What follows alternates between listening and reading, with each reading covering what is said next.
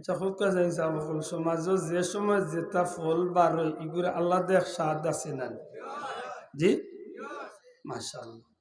ego খালি স্বাদর জিনিস নাই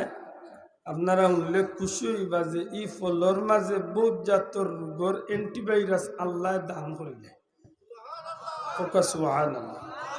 আপনি সিজনাল ফল খাইন জানো সিজনাল ফল খাওয়া সুন্নত বা এখানে খেলাই না যায়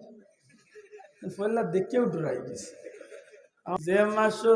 যে সময় যে ফল বাড়ে ওখান মনে রাখুন জানো কিছু খাইন জানো কারণ এই ফলের ভিতরে আল্লাহ বিভিন্ন রোগের ঔষধ দান করে গেছে